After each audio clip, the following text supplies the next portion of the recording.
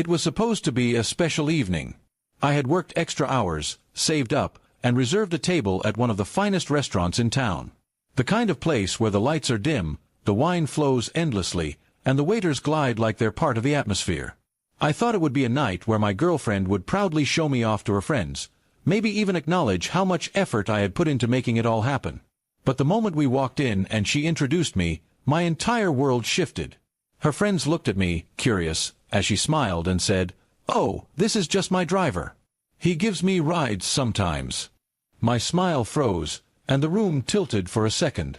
I had just paid for the reservation, dressed up in my best suit, and yet in front of her circle, I was reduced to nothing more than a man behind the wheel. The laughter around the table made it worse. It wasn't cruel, but it carried that sting of superiority that cut deeper than knives. I sat through the dinner in silence, trying to make sense of it. She didn't even glance at me with guilt or apology.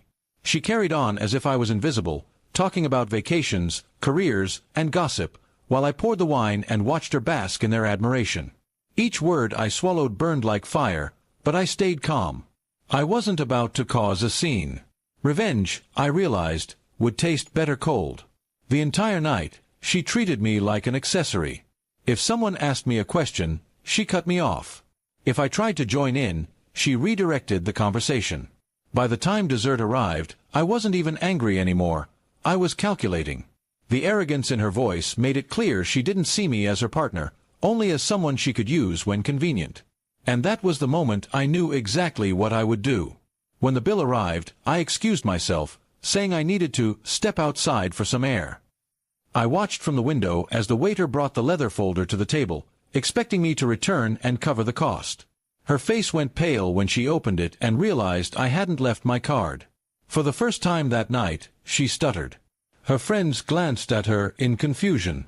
The great image she had built began to crack.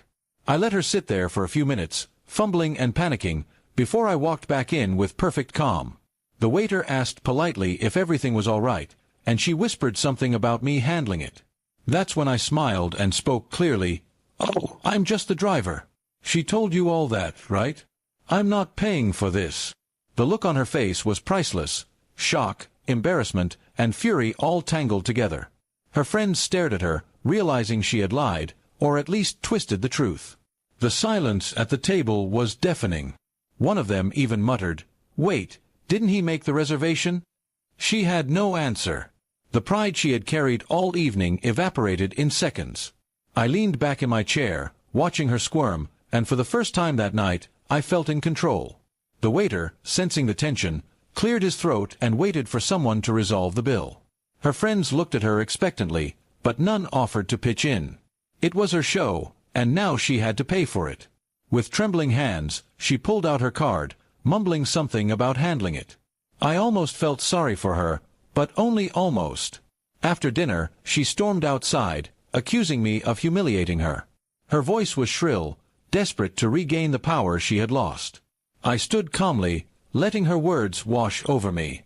Finally, I said, "You humiliated yourself the moment you called me your driver." I just let the truth reveal itself. Her silence after that was more satisfying than any argument. The ride home was icy. She sat in the passenger seat, arms crossed, while I drove without a word. Every mile felt like a final nail in the coffin of our relationship. By the time we reached her apartment, I already knew this was the last ride I'd ever give her. She stepped out without saying thank you, slamming the door behind her. I didn't chase her. I didn't need to. Over the next few days, I ignored her calls and messages. She went from angry to apologetic, but I wasn't interested. I realized she had shown me exactly who she was, a person who cared more about appearances than respect, more about status than love.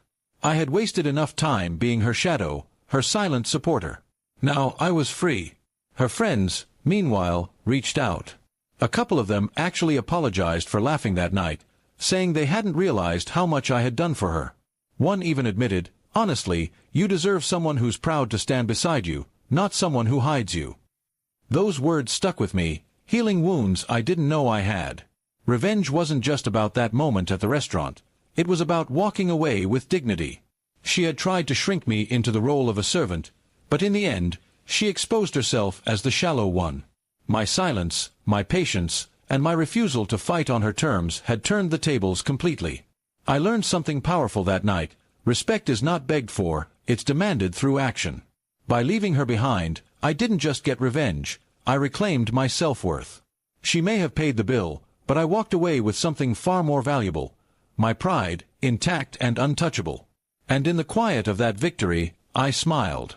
Because sometimes the sweetest revenge is simply showing them you don't need them at all.